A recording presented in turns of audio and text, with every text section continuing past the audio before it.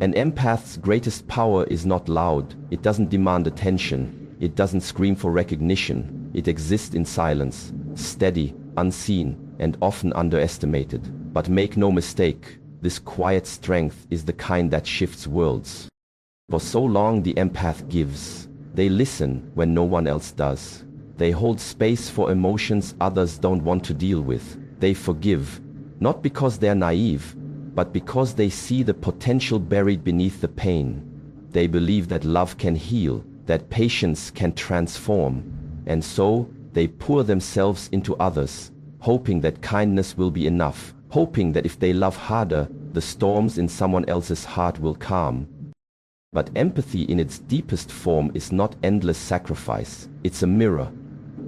It reflects back not only love and understanding but also pain, disappointment and betrayal. The empath feels it all. They carry wounds that aren't even theirs, just to keep peace. They carry conversations that left them empty, all for the sake of connection. And the world often confuses this with weakness. But here's the truth. When an empath finally decides to walk away, it isn't a sign of fragility. It's a declaration of power. See, the strongest act isn't staying and enduring more pain. It's walking away with your dignity intact. It's choosing silence over chaos. It's realizing that healing doesn't happen when you keep watering a dead garden. It happens when you stop, step back, and let go. The empath's quiet withdrawal is not running, it's reclaiming. It's remembering who they were before they were broken, trying to fix someone else. And that silence? It's louder than any scream. It echoes in the mind of the one who thought the empath would never leave. It pierces deeper than words ever could, because those who misuse love never expect the giver to go. They count on guilt, on obligation, on emotional strings tied too tight. But when the empath cuts those strings, the entire foundation shakes. The one who once fed on their energy, their kindness, their support suddenly finds themselves starving. No more soothing words, no more gentle eyes, no more warmth, just absence. And absence, when it follows consistent presence, is the loudest heartbreak. This is the empath's strength. Not in arguing, not in revenge, but in choosing peace over war, even if the battle is within.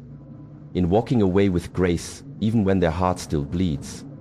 In knowing they deserve more, even when they still love the person who gave them less.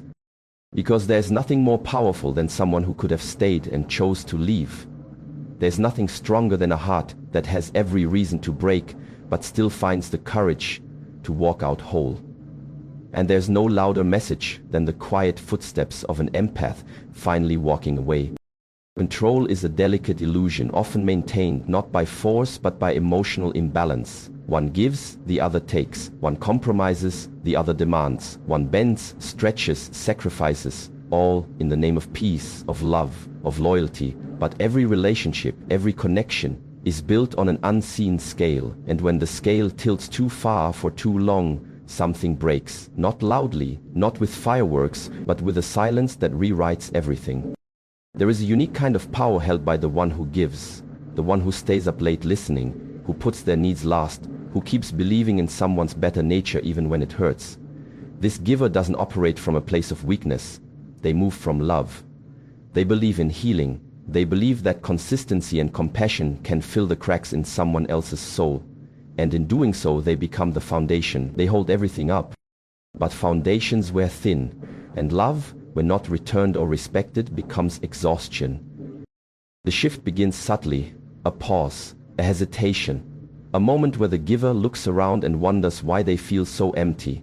That's where change is born, not in anger, but in realization. The realization that love shouldn't be a one-way current, that sacrifice without appreciation isn't noble, it's self-neglect.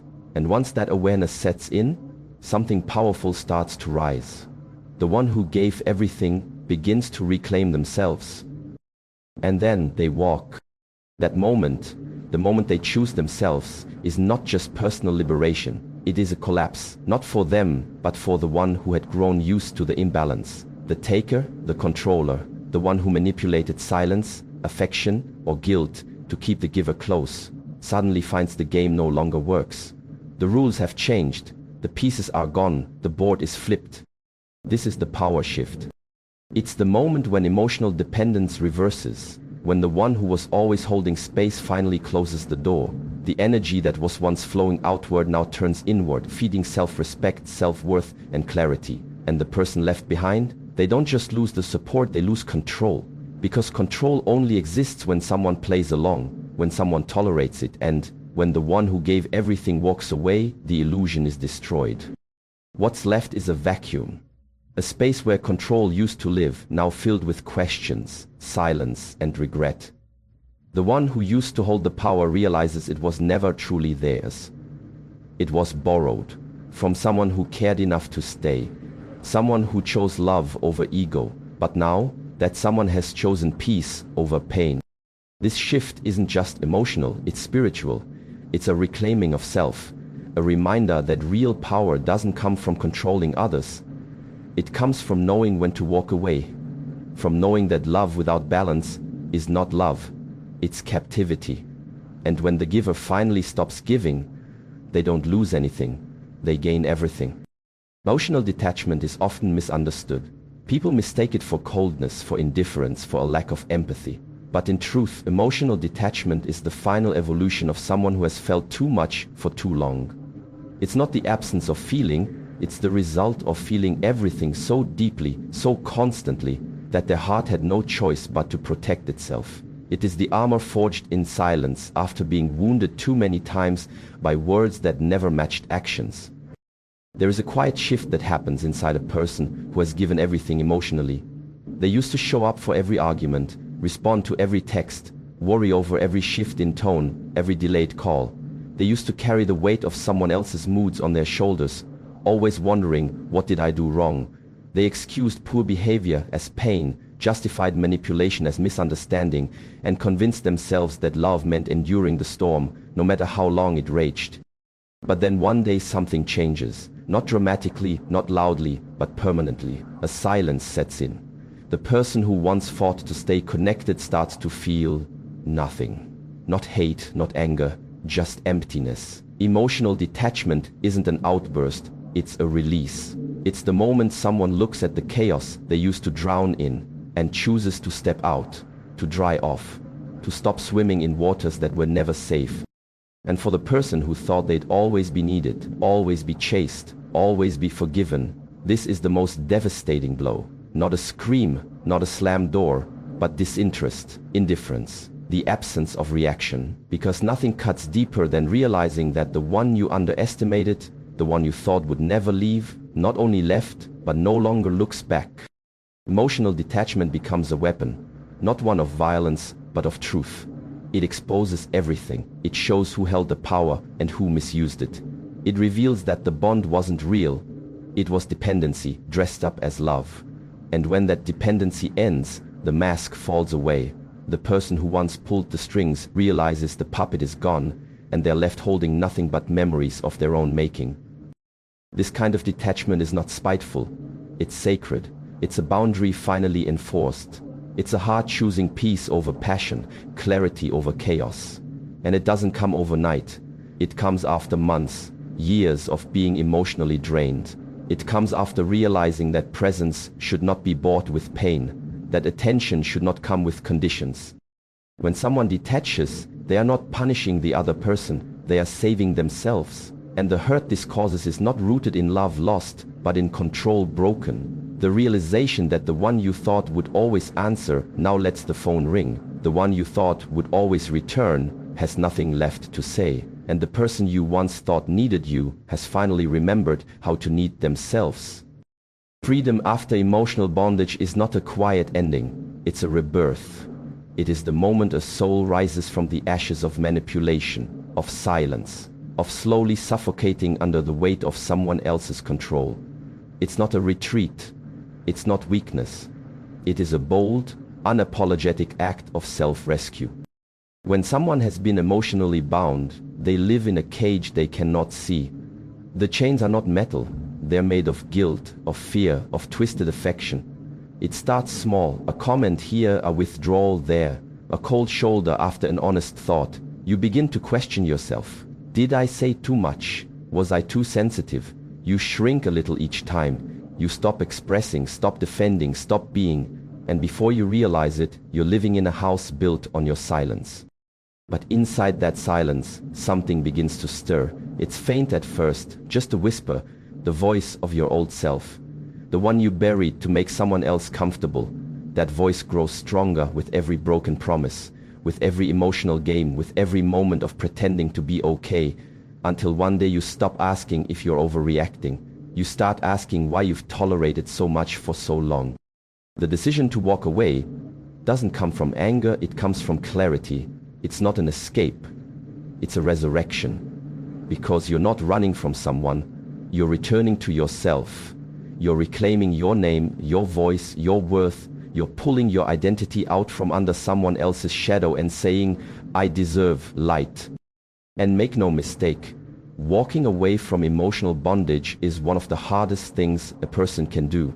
Not because they still want to stay, but because they've been conditioned to believe they can't leave. They've been told, directly or indirectly, that they won't survive on their own, that they are too much or not enough, or both, depending on what suits the other person in that moment. But the moment the door closes and they take their first breath outside of that cage, everything changes. That first breath is freedom. It is unfamiliar, but it is pure. It carries pain, but also promise. And that's when the resurrection begins. Piece by piece, they rebuild. They learn to speak without fear, to feel without guilt, to rest without anxiety. And the person who once controlled them? They don't recognize this new version. Because this version doesn't apologize for being whole, doesn't ask for permission to feel, doesn't beg to be heard. This version has burned the old scripts and is writing something new, something real. So no, the walk away isn't an escape, it's not someone fleeing weakness, it's someone rising in strength. It's the beginning of a life no longer dictated by someone else's moods, silence, or approval. It's freedom, yes, but more than that, it's resurrection, a return from the dead, a rebirth into something powerful, something true, and something finally free. Illusion is a powerful thing. It can dress control as love, manipulation as concern, and dominance as leadership. It can convince someone that they are the center of another person's world, not because of mutual respect, but because of emotional dependency. For as long as the empath stays, this illusion holds, it breathes, it thrives. But the moment they leave, everything falls apart. The person who believed they were in control never truly understood what kept the balance in place. They thought it was their charm, their authority, their calculated coldness, or their unpredictable warmth. They believed they were the one holding the strings, but they missed the most crucial truth. They were only powerful because the empath allowed it. Not out of fear, not out of weakness, but out of love. Real love. The kind that tries to understand. The kind that stays longer than it should.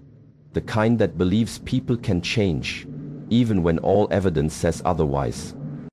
This illusion of dominance is built on the presence of the one who gives, the one who absorbs the moods, forgives the outbursts, tiptoes around fragile egos, and carries more than their share just to keep the peace. The illusion says, you can't leave, you need me, you'll never find better. And for a while, maybe the empath believes that lie, not because it's true, but because they've been taught to doubt their own strength, because they've been conditioned to seek love through sacrifice. But illusions crack under pressure, and the pressure builds with every broken promise, every emotional game, every manipulation masked as affection. One day, the empath sees it. They see the pattern, the loops, the control, and more importantly, they see themselves again, buried beneath the layers of guilt and confusion. That moment of clarity is the beginning of the end. When the empath walks away, it's not a slow fade, it's a clean break. It's not done to hurt, it's done to survive. And the one who thought they were in charge, they're left staring at a broken mirror, realizing the reflection they worshipped was never their own. It was borrowed light. It was the empath's energy, love, and patience that made them feel powerful. Without that, the illusion crumbles. What's left is the truth, control that never had a foundation, affection that was always conditional, power that only existed in someone else's submission. And the silence left behind? It's deafening, because the empath isn't reaching out. isn't chasing, isn't explaining. They've learned that some battles aren't worth fighting, especially when the other side thrives on the conflict. The collapse of illusion is devastating for those who relied on it. It forces them to confront themselves, not as they imagined, but as they truly are. The empathy they once dismissed was their shield. The presence they took for granted was their anchor. And now, all that's left is the echo of what they lost, when the empath finally chose truth over illusion, peace over power, and freedom over fear. Healing doesn't begin in the middle of chaos. It begins the moment you stop tolerating what's been breaking you. It begins when you stop calling pain love and start calling it by its real name: neglect, manipulation, betrayal. The hardest part isn't leaving the person who hurt you.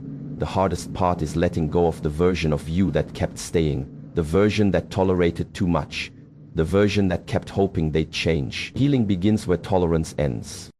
There's a line, often invisible, that we cross repeatedly when we love someone too much. We excuse things we shouldn't. We minimize red flags. We tell ourselves it's not that bad, or they didn't mean it, or maybe if I'm more patient things will get better.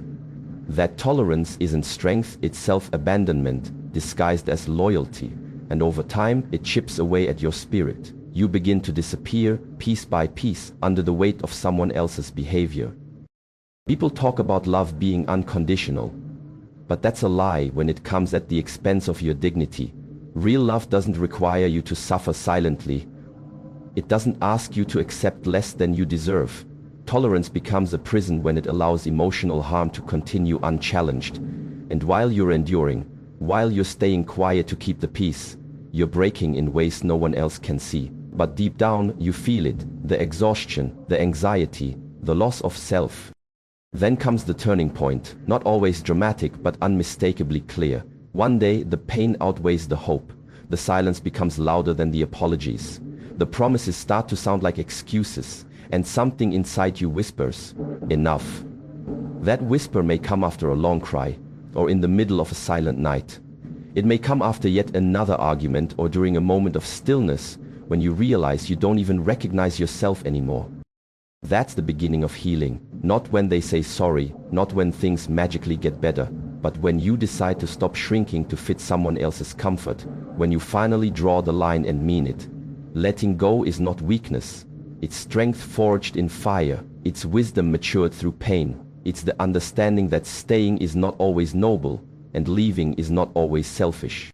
Letting go means choosing yourself after years of forgetting how. It means protecting your peace, your heart, your future.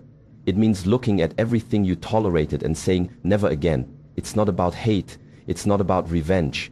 It's about reclaiming the parts of you that got lost in the chaos. Healing doesn't come in the form of closure from someone who hurt you. It comes when you realize you don't need that closure. You just need distance and peace. And the courage to build a life that feels like freedom instead of survival. That's when healing truly begins. Right at the place where your tolerance ends. There comes a time when silence speaks louder than words, when walking away becomes the loudest declaration of self-worth, and when emotional detachment is no longer an act of defense, but a reclaiming of power. The one who once gave endlessly, who endured quietly, who hoped against all odds, finally chooses themselves not out of spite, but out of wisdom earned through pain. When the empath walks away, the entire illusion collapses. The balance once maintained through quiet suffering is shattered. The power that seemed so absolute is revealed to be nothing more than borrowed strength. The controller, once confident in their grip, is left with nothing but echoes of a connection they thought they could manipulate forever. This is not just about leaving a person. It's about leaving behind a pattern, a cycle, a version of yourself that accepted less than you deserve. The walk away is not weakness, it is resurrection. It is strength. It is a bold, final choice to stop pouring into a cup that only drains you. It is the moment you stop hoping for change in someone else and start becoming the change in your own life. Because real healing begins where tolerance ends. Real freedom begins where self-forgiveness starts. And real power? It's in the silence, in the no, in the walk away. So if you are the one who gave too much, felt too deeply, stayed too long, know this. Your strength was never in your endurance. It is in your ability to finally let go. Not because you stopped caring, but because you started caring about yourself. And in that moment, everything changes. The game ends, the illusion dies, and you, the empath who once carried the weight of two hearts, finally learn to walk lighter, with your own heart whole again.